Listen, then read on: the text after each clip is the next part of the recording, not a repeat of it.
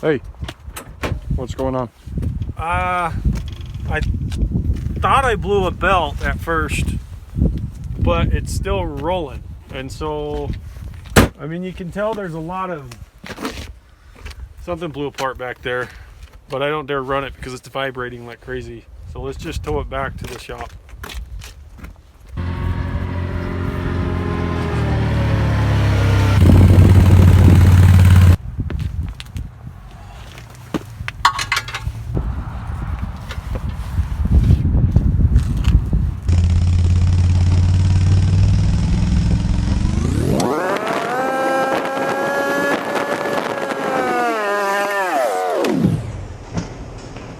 Obviously something's wrong with it.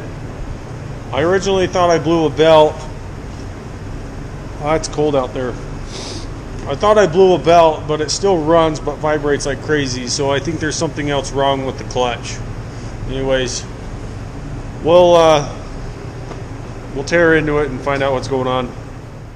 Hey guys, just a little update on what happened. So we've been able to take the clutch off and see what was going on.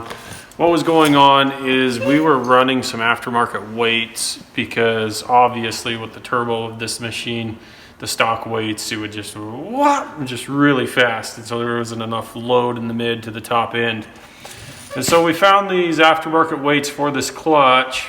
But what was happening was, I don't have the other weights. We've actually taken them off to get analyzed. But what was happening was the pressure that this clutch puts on these weights aren't hardened enough. And so the tips of these weights were breaking off. And so when this was fully extended, it would break off and then the weight would fling out. And that's what happened here. The weight flung out and broke the outer sheave of the primary clutch right there. And then when that would happen, it would break the weight some more and just acted like a shrapnel bomb basically inside the clutch housing. And what you can see here, what happens when you guys run aftermarket weights on the Double X with this clutch, make sure that they are hardened and to spec for this clutch, because since we've found out that this clutch puts an extreme amount of pressure on the weights and the ramps, if you look at this, you see where it was resting right there, where it was grooving on this side but not this side. Basically what was happening was, as the roller would come up and rest, the pressure, this weight would torque. The whole thing would just twist. And so all the pressure would be put on the strong side of the weight and not the side where you put the magnets in.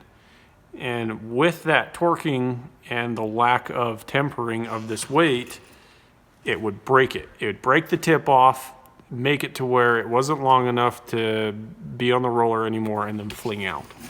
And so, yeah, obviously it caused a lot of damage to all the weights that we had and the sheave. I'm worried about running this sheave, or this, the outer sheave of this clutch now, because it's not bridged like it's supposed to be anymore. And I'm worried about it putting a crack there and having a bigger problem. Anyways, look what happened to the machine.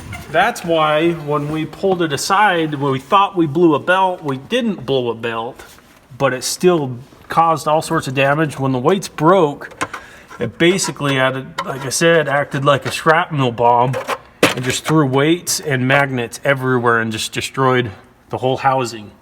Fortunately, weights didn't go through the firewall, didn't puncture the oil tank or like the intakes of the turbo and stuff, but nonetheless, roughly about $800 worth of damage just because of some cheap weights.